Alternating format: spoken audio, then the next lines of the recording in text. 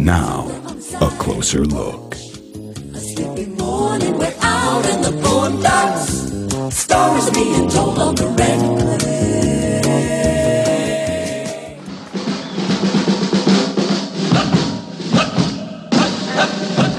Give us a room with a view of the beautiful Rhine. Occupation GI Blue. Occupation GI Blue. American influence in Munich goes way back, as far back as 1783, inventing English gardens. Prince Maximilian met the American statesman, inventor, and scientist Benjamin Thompson while traveling in Strasbourg, France. Thompson was subsequently invited by the Elector of Bavaria to assist King Theodore in preventing a potential overthrow by the then revolting citizens. And Thompson's sound reform turned the royalty game and hunting park into the famous English Gardens. This earned him the title Count Rumford, and a bronze statue of him can be found on Maximilianstrasse to this day. The most unanimously recognized post-war influence was AFN Munich. The American Armed Forces Radio began transmission at 55 minutes after 5 p.m. on June 10, 1945, in the villa on Kaulbachstrasse. AFN Munich was known as the Voice of Southern Bavaria until it closed operations on Valentine's Day, 1992. Good vibrations, excitation, good vibrations, excitation, good vibrations, excitation. Close my eyes, she's somehow closer now. Softly smile, I know she must be kind.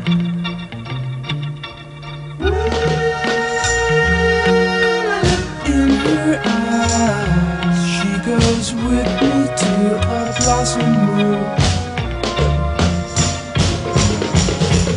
I'm picking up good vibrations. She's giving me the excitations. I'm picking up good vibrations. She's giving me the excitations. Good vibrations.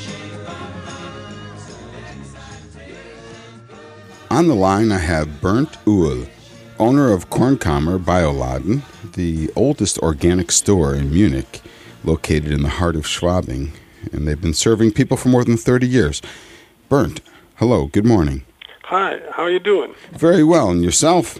Very good, thank you. This segment that I'm doing today is on American influence in Munich, post-war. What is your earliest memory of American influence growing up in Munich? Can you remember?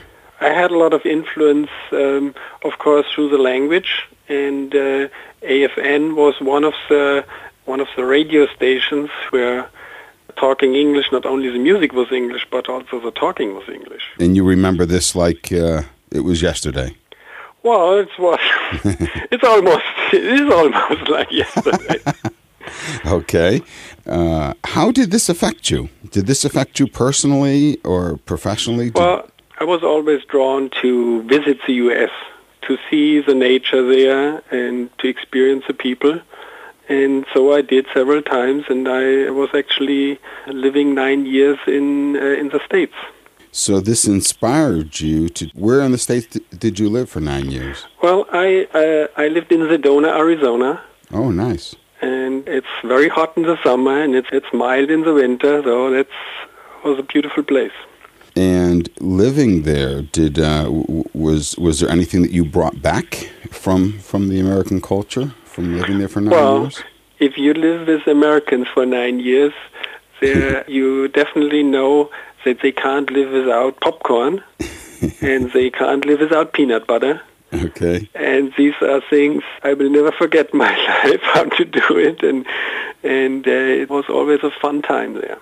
Did you work while you were there for 9 years? Yeah, I was part of an eco-community there, and so we did lots of gardening, We had sheep and goats and other animals.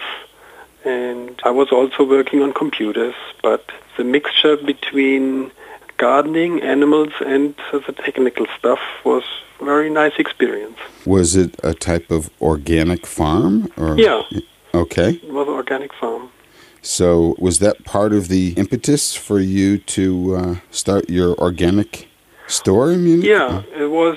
I had a lot of experience in collecting in these 9 years. We did our own cheese making, of course, goat's milk products and other garden products. And so I was always interested in organic products. So for me it was the next step. While you were there, did you get involved in anything musically? Yeah. In this community there was also different bands and a choir. And so it's a kind of a funny story because in the beginning they asked me, do you want to visit the choir? And I said, okay. I had no experience with the choir. And so everyone was standing up. And so I was supposed to sit and listen. But I didn't know that. So I was kind of going there, standing with all the other guys. And I started to sing. And everyone was surprised, but they were all laughing because at some point I said, I can't get it. It's too much for me. But I joined the choir then later. It was very interesting because before I was listening, but I hadn't the experience to sing. I can totally relate. I sing in a choir here in Munich, and I actually started my own choir last year called Smile, singing music in the language of English for singing for children in hospitals and elderly centers. What we did also, for example, at Christmas time, we were going to old folks' homes and were singing there, and it was a very touching experience. You know, people who don't have the chance to have much visitors or were not mobile, and so it was a very hearty experience. Wow, that sounds really nice. There's a nice saying by George Eliot, "Blessed is the influence of one true, loving human soul on another." Yeah, that's true. Do you have a recollection of any particular song that struck you, that you heard for the very first time that you liked on your AFN? Well, there were plenty, but I recall, of course, CCR, Creedence Clearwater Revival, always struck me as a great band, and I still remember the heavy guitar part in the beginning of Up Around the Bend. That's a great song. Mm-hmm.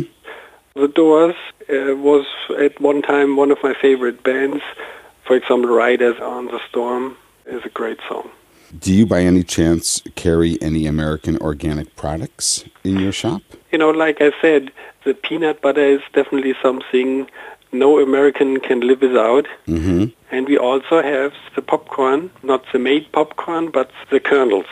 Oh, the seeds. So you can do your own popcorn. Oh, nice. You can pop your own popcorn. You can pop it. Well, I know where to go when I want to replenish my organic American peanut butter and when I need some popping popcorn for watching my DVDs. I'll come visit you.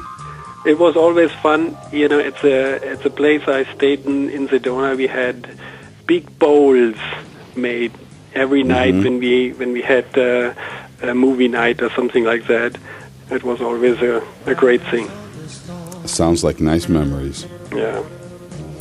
Bernd, I thank you very kindly for taking the time for talking with us. Sure, you're very welcome. Into this world we're thrown, like a dog without a bone, an actor out alone, riders on the storm. There's a killer on the road, his brain is squirming like a toad. Take a long holiday, let your children play. If you give this man a ride, sweet memories will die. Killer on the road, yeah.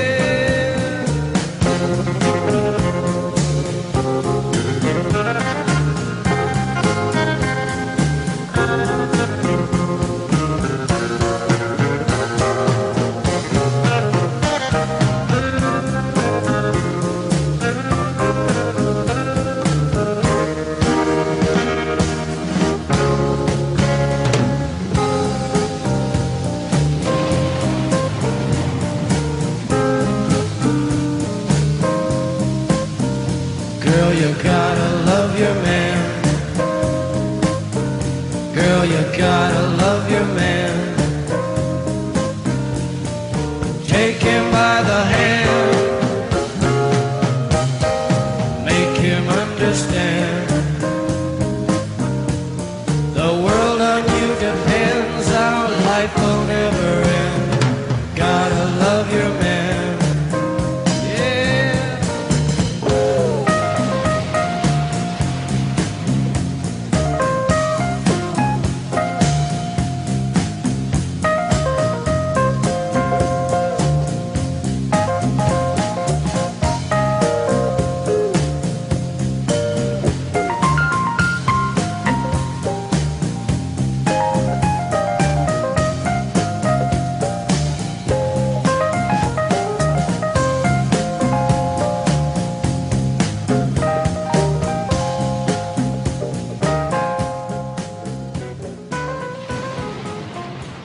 On the phone, I have Raimund Lamersdorf from the AmerikaHaus in Munich. Hello. Yeah, hi. You're the managing director of the AmerikaHaus in Munich at Carolina-Platz. Is that correct? Mm-hmm. That's been there for a long time, hasn't it? More than 50 years?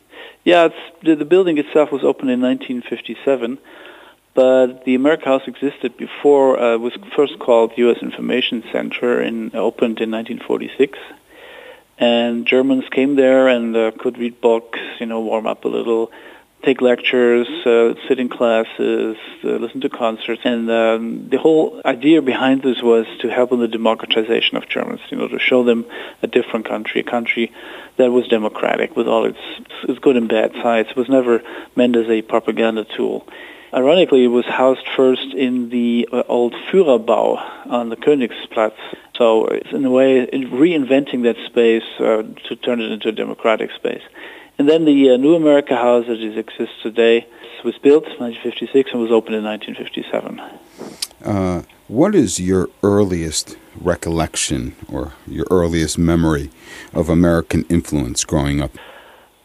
The very first impact, the first notice I took of America was in primary school when there was a essay contest where you could win a trip to Disneyland, and I was completely convinced that I would win this trip. And sounds like a great way to motivate kids. Yeah, absolutely. Yeah. So in America in those days, it was something different. It was far away. It was very special, and these crazy Americans. We had these jokes about American scientists inventing totally new things, which are really crazy. And it turns into something like dynamic space somewhere out there, very dynamic people. And we had a guy who was riding around in a station wagon, an American station wagon, which is really amazing. The side panels made out of fake wood, and he was selling eggs, from his trunk. Very funny. But again, that was... Could it have been the Chicken Man from AFN? No. Huh? Sounds like it may have been. Kind of, it was always for something different, something modern, compared to what one was experiencing in Germany. And how about radio? Did you listen to any? Radio. When I went to study in Berlin later, I listened to AFN a lot, and it was great. It was really great. The format was so different from the more stodgy German type, and I listened to Rick Delisle, who's still in Germany, I understand, is still doing radio. Uh-huh. It was so easygoing, the whole style. It was so much fun that they had in the studio. And my feeling really was that this type of easygoing style had an impact on the other German radio stations eventually in Berlin. But it was just great, to listen to good music, see them crack their jokes. And the news was pretty good, too. That was fun to listen to. Do you have any recollections of a favorite song that you heard for the very first time on AFN? Oh, too many. But I guess what really got me a little bit was the bluegrass music that they played every once in a while, which you really didn't hear. And that was great to hear. It was a kind of an introduction to a completely different style of country music, which wasn't this kind of pop country, but this real genuine folks music. And that was good. That was great. How did you make the move from Berlin to Munich and heading up the AmerikaHaus? Well, that was I took a detour through the United States. Oh, so the influence brought you to the States. Yeah, what happened is I studied U.S. history in Berlin at the Kennedy Institute. And then after my master's thesis, I went over to study for a year at Stanford. So I got to know California, which was really amazing. This is also the trip that took me to Disneyland. And I lived there for a couple of years. And later I had a postdoc on the East Coast, and I lived in Washington for 6 years. So I got around, got to understand some of America, lived there. And then came back to Germany finally, and then this position opened here in Munich, and I took it. We interrupt this broadcast to bring you a specially previously aired AFN Munich segment from Times Gone By. Suddenly another weird object is seen approaching the UFO. Is it a bird? Is it a plane? Is it another UFO? Hello there. Would you mind opening up? Wherever it is you open up.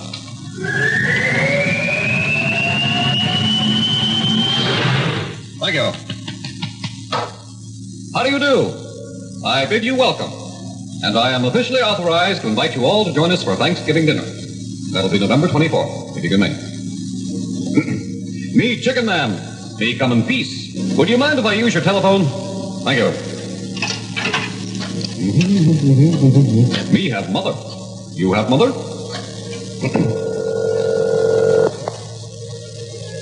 Hello, this is the commissioner's office. Miss Helfinger? Yes. This is the winged warrior here. Yes, Wing Warrior. Guess what, Miss Helfinger? What? I'm calling from a flying saucer. Miss Helfinger?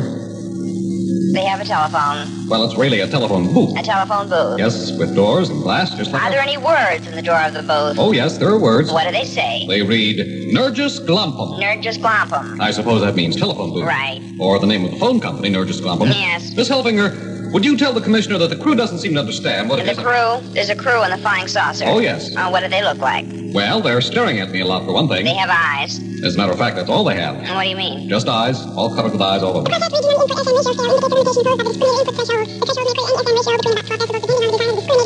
What? I didn't say anything. That must have been the Nurgis Glampum operator. I think she's trying to tell you something. I wonder what. Oh, maybe your 5 minutes are up. Wow. Will Earth coins continue to work in a Nurgis Glampum phone booth? And one more thing in the second place. Have you noticed that Nurgis Glampum backwards is Shugran Mupmog? Where have we heard that name before? Be listening again as Armed Forces Radio and Television Service presents exclusively another exciting episode in the life of the most fantastic crime fighter the world has ever known.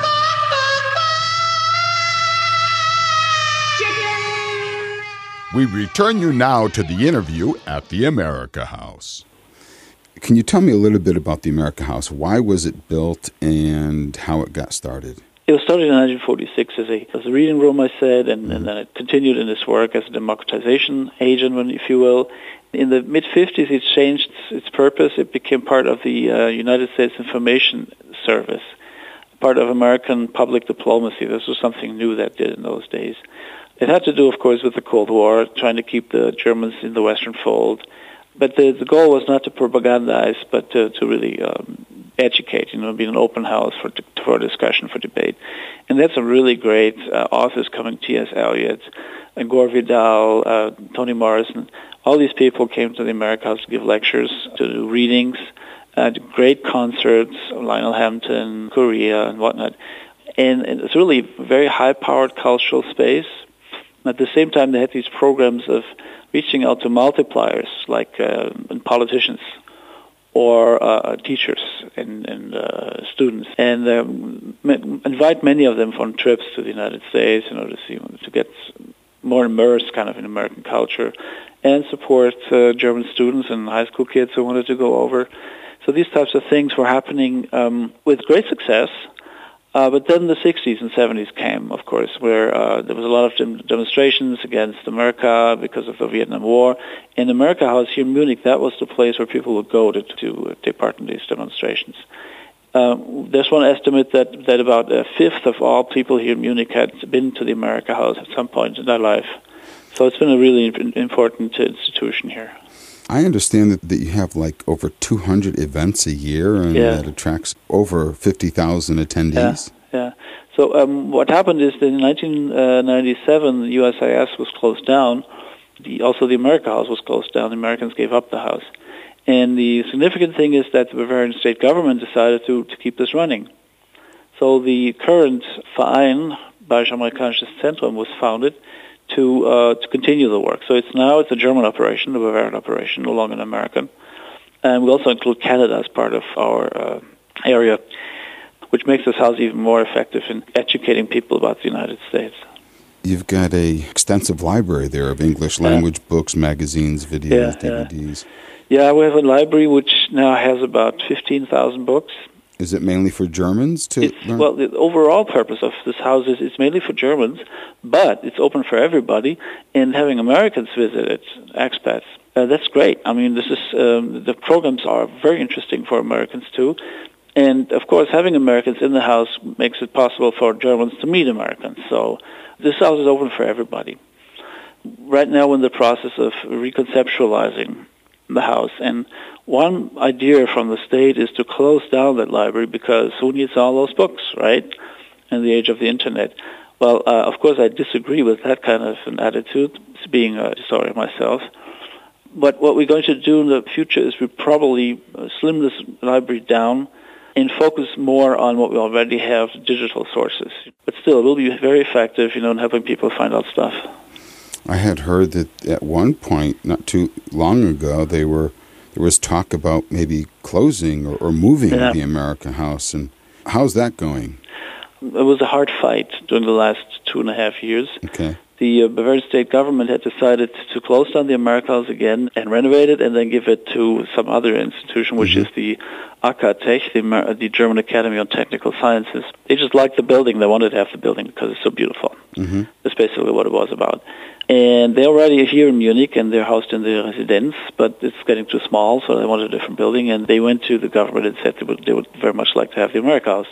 The issue, of course, was that when the Bavarian government made that decision and became public, people were just outraged. The Munich people were completely outraged and were really thinking, how can you even think about closing down the AmerikaHaus and giving it to these people that we don't even know, never heard of? And this is a public building. You can't just put taxpayer money into renovating it and then closing it down and have this as an exclusive place, for these people from industry. This outrage really went through all different parties and all age groups and from all over Bavaria, actually, because we do a lot of outreach. And it was so strong, even from inside the CSU, that ultimately they couldn't maintain that decision. And so it was decided that the AKTech will not move into the AmerikaHaus. They will move just across from us to the building of the Lotterieverwaltung here on Karolinenplatz. And we will return eventually once this house is renovated. So they will renovate it and will cost them they estimate about 15 million euros. So the building may be closed for 2-3 years, but after that it's going to be really a great base again with a renovated theater, rooms that look much nicer, and windows that do not fall out. So we're in the process right now discussing with the government how we can proceed, how we can continue this work. They have some ideas of expanding it into the areas of commerce, security policies, these types of things, which we think is great, and continuing what we already do. We have this difference on the library, but I guess we can really figure this out. So we're right now in the process of cooperation. There was confrontation until that decision was rescinded, and now it's a process of cooperation to build something really even better than we have already, in terms of fostering better Bavarian-American relations. The topic of cooperation, there's an AmerikaHaus EV, like AmerikaHaus Association, where there's a supporter club. Friends of the AmerikaHaus. Okay. And they're called the AmerikaHaus Verein. You can find them on the internet, AmerikaHausverein, one word, .de. And as I said, they're friends of the AmerikaHaus. There are about 400 members. On a lighter note, can you recall any funny story about the AmerikaHaus that you might be able to share with our listeners? During the 60s, early 70s, there's this group of, I heard this from the person himself, so this is really true. There was this group of students who wanted to do a demonstration, and they tried to find a date for everybody, that they can participate. And then somebody mentioned a date, and then one raised his hand and said, "I'm sorry, I can't do it because I've had tickets to a jazz concert at the AmerikaHaus." So what you can see is this kind of an ambivalence. On the one hand, this is the target, for your anger against American foreign policy. And at the same time, it's a cultural space where you can experience all parts of America. Isn't the American Drama Group located there? Yeah. They have their offices here, and they've been working here for 27, 30 years, something like that. And what they do is they perform mostly English-speaking theater pieces, which not only involves American pieces, but also Shakespeare, etc. One of the great traditions they have is they stage a Christmas Carol 2 weeks before Christmas, and it's 2 shows on each day, so the halls are packed, and this is a great thing. People from all over Bavaria come, many school classes, and this is really a very important part of what the AmerikaHaus is all about. In closing, I hope that the AmerikaHaus continues. Oh, thank you.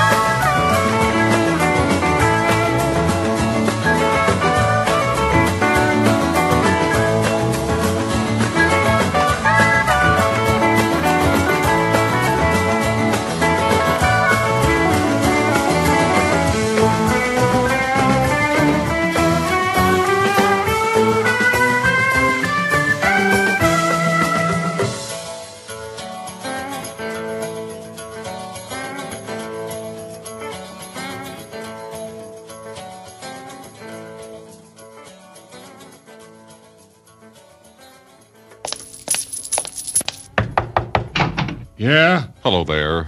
I'm the Tooth Fairy, and I doth come from... This is another secret adventure of the Tooth Fairy. The office of Dr. Nelson C. Armadingo, my official Tooth Fairy headquarters and place of employment. Good morning, Nurse Durkin. Good morning, Dr. Armadingo. Which office is Mr. Sneakers, my assistant? Right over there on the left. Fine. But Mr. Snookers... Mr. Snookers... hasn't come in yet.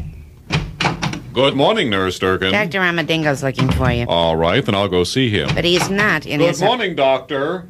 He's in your office. Nurse Durkin, Mr. Sneakers hasn't come in yet. Doctor? When he does, have him report to the dental lab. I'll be in here working on my silent cavity remover invention. Doctor, Mr. Snookers is in your office. Nurse Durkin, Dr. Armadingo isn't even in his office. I know that. He's in Then why didn't you tell me? I was trying to tell you that he was in your office. Oh, well, that's why I couldn't find him. But now he's in... Good morning, Doctor. the dental lab. Did you call me? No, I was telling Mr. Snookers... You mean he's here? Yes, he's... Well, didn't I tell you I wanted to see him right away? I'll send him right in. And Nurse Durkin... Yes. I'm going to run a test on my new silent tooth decay remover invention. If after I close the door you're able to hear something, buzz me right away and tell me you heard something. Right. Thank you.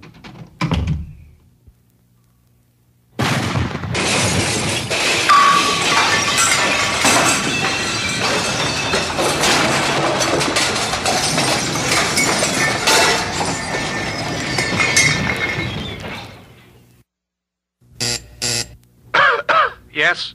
I heard something. Thank you. You're welcome. Listen again tomorrow for another secret adventure of the Tooth Fairy.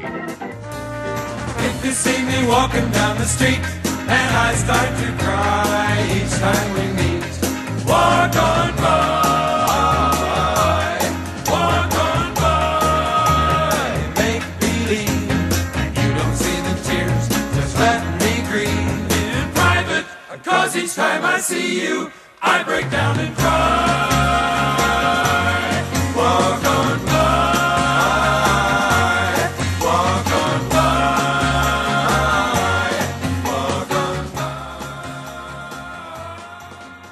On the phone, I have Claudia Leinert. What's your job now? I work for film distribution, and we buy and produce films and rent them to movie theaters and do the localization.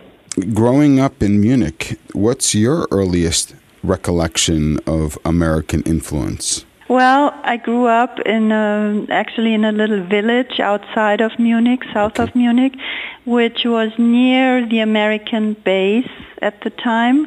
And so they had their annual little Oktoberfest, for example, where also Germans could go and have the best burgers and hot dogs there. And that's my first contact with Americans, I think, as a child. It sounds yummy. It sounds good.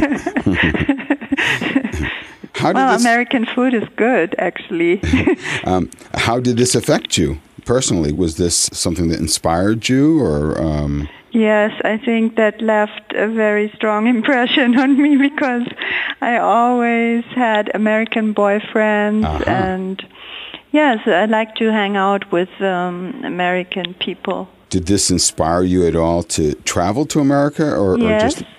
Okay. Yes, I lived in California for a couple of years, and that's how I got also into my job, because I was in Los Angeles, and so I got into the film business. When you returned, did this American influence continue in your life? Obviously, in your professional life, it did. Yes, of course. I mean, we still had American soldiers here in Munich, and we had an American radio station, and, I listened to that since I was a child, really, because it had the best program of all the stations here at the time. Can you tell me a little bit more about, do you remember the name of the radio station? Yes, of course, AFN. Oh, AFN. Can you remember any interesting stories from AFN in Munich? Any shows or anything like that? Yes, they had all kinds of shows. They had it all, plays and music and news. And the best was they had no commercials. I mean, it was just straight program all the time. Do you remember things like Paul Harvey, news and comment, the rest of the story? Yeah, exactly, the chicken man. There was one show every morning. Yeah, I listened to that. Do you miss AFN? Yes, definitely. I mean, I just said to my friends the other day, there's no good German radio station. It's all crap. Oh, wow. Okay. Yeah, I definitely miss that. And I thought, why don't we have an English-speaking radio, since there is such a huge English-speaking community in Munich living. And if there was such an American radio program, would you listen to it? Yes, definitely. Can you remember a favorite song that you first heard for the very first time on AFN when you were growing up? Yeah, it's like the Osmond Brothers or Michael Jackson, this was all from AFN really, because that's where they started. I'll look through the archives. The Jackson 5, for example. I'll look through my files and see what I can find, Claudia. Thanks a lot. Bye-bye. I can tell you've been hurt by that look on your face, girl. So that Rob said into your happy world. You need love, but you're afraid that if you give in, someone else will come along, suck it to your game. One bad apple don't spoil the whole bunch, girl. Oh, give me one more try before you give up on the love.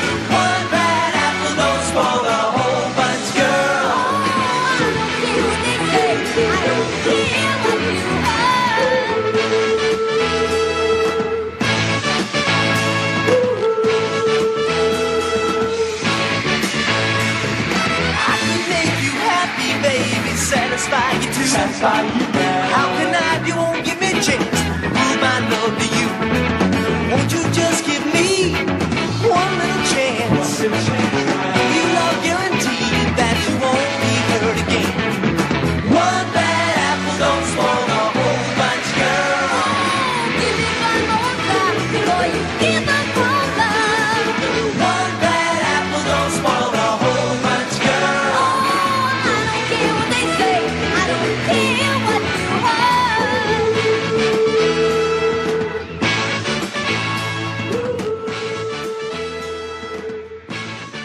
On the line, I've got Wolfgang Kreh. He works as a musical consultant here in Munich. Previously spent 20 years as in the broadcasting promotion with Warner Brothers and Warner Chappell Music. Worked as a program director at Radio Gong and a DJ at one time with Radio Xanadu. Wolfgang, good morning. How are you? Good morning, Dan. How are you? I'm fine, thank you. How are you? Very well, thanks. Did you do something else besides Radio Xanadu? Yes, I worked for Radio Energy. I worked for Radio 7, which is a station in Baden-Württemberg, and for Radio M1, which was one of the first private stations in Germany. Nice. What is your earliest recollection of American influence growing up in Munich? Back in the late 50s, when I saw an Elvis Presley movie here in Munich, which was King Creole. Nobody will remember it, but it was one of the first Presley movies in the late 50s. Somehow, you came to know the guys over at AFN Munich. How did that happen? This was later. It was in the 60s. I went to a very popular discotheque back then, the only discotheque back then in the 60s in Munich, which the name was Big Apple. And all the GIs and the people who worked at AFN at that time used to go there. And so I met them. And they invited me. And I came on over and we had a lot of fun back then. Did you ever actually get to see the studios of AFN in Munich? Or Yes, I was there. We befriended somehow. And I was there once a week for 3 hours, and we became friends and spent our leisure time together. I heard a story of Bill Wyman, the former bass player for the Rolling Stones. Yeah. That he was actually stationed with the British forces in northern Germany and was a little bored in his free time and somehow got a hold of an AM radio and was able to tune in to AFN Munich. Yeah, the signal was so strong back then in the 50s that you could catch AFN Munich in northern Germany. Wow. And from what I've heard from another guy who is working at the Bayerische Rundfunk, Jim Sampson is his name, he once interviewed Bill Wyman, and Bill Wyman told him that was one of the reasons he became interested in American music. From what I understand is that he was so fascinated with the music being played on AFN that he went out and bought a bass guitar and then started to play. Right, which was back in the late 50s, early 60s, when there was a wave of British bands coming up just interested in American blues music. Mm-hmm. Nobody back then in England, not the BBC, nobody played that kind of music back then. Yeah, somebody had said that without AFN Munich, he certainly would have never become a musician and certainly not have worked with the Rolling Stones. Right. Wow, interesting.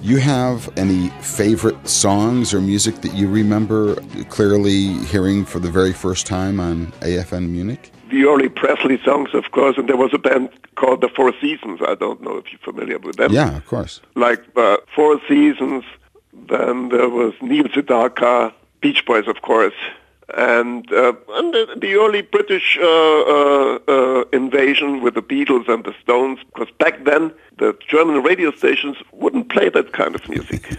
Radical music. Yeah. What's the most interesting story that you can share with our listeners from your experience with AFN and the guys or that you became friends with over at AFN? Anything that you can talk about on the radio? I had a friend once who was the morning show DJ at AFN Munich, and we went out all night, had a couple of beers, and suddenly we realized it's 5 o'clock in the morning and he had to do his show at 6. So we went over to the station and he lost his key. So we smashed the window. He crawled in and was right there 2 minutes before 6 o'clock to do the show. Like nothing happened. Like nothing happened. And nobody knew that he was drunk. I can tell these stories because it's about 35 years ago. And there's no sad stories because we really had a good time back then. Excuse me. This is not the voice of Wolfman Jack, just a similar voice. All this talking sounds real good, but I'd like to hear something by Frankie Valli and the Four Seasons.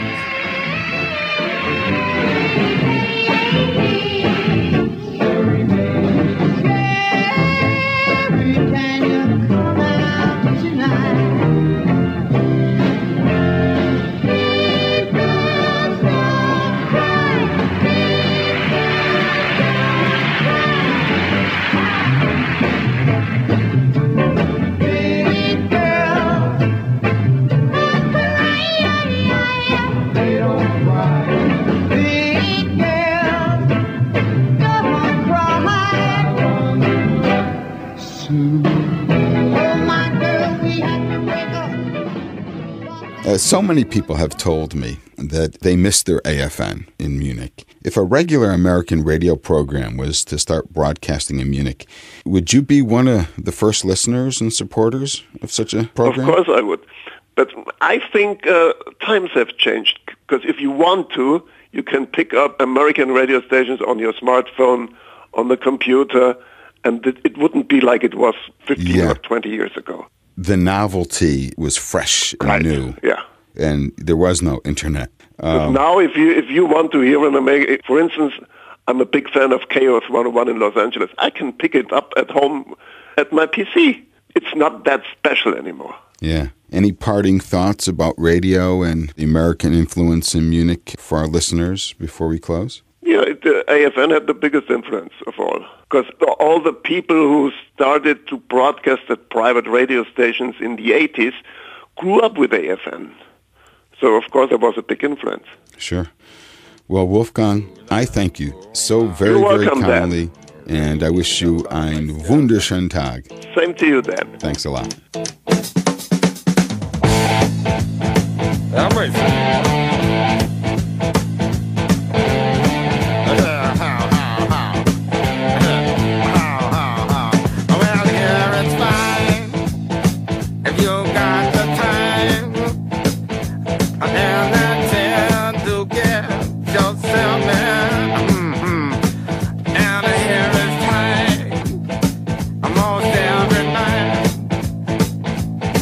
But now I might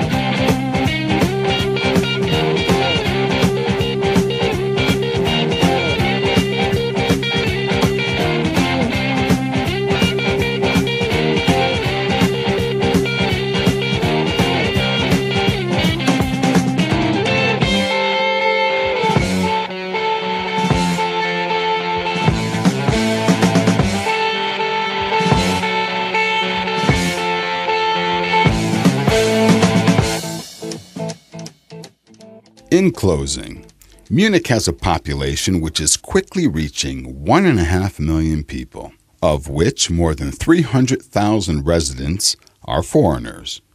Many speak English as their second language. The folks from Australia, Canada, Ireland, Great Britain, New Zealand, and the United States are, of course, native speakers. The influence of AFN Munich has worked its way into the fabric of society through the music of country, blues, jazz, and rock and roll, and can be found almost everywhere. I'm ready to go. I'm standing here outside your door. I hate to wake you up to say goodbye, but the dawn is breaking, it's early morn. The taxi's waiting, he's blown his horn. Already I'm so lonesome I could die. Mahatma Gandhi said it like this: man's nature is not essentially evil. Brute nature has been known to yield to the influence of love. You must never despair of human nature. On behalf of the folks at Radio LORA, have a nice day. I see them blue for me and you, and I think to myself, what a wonderful world.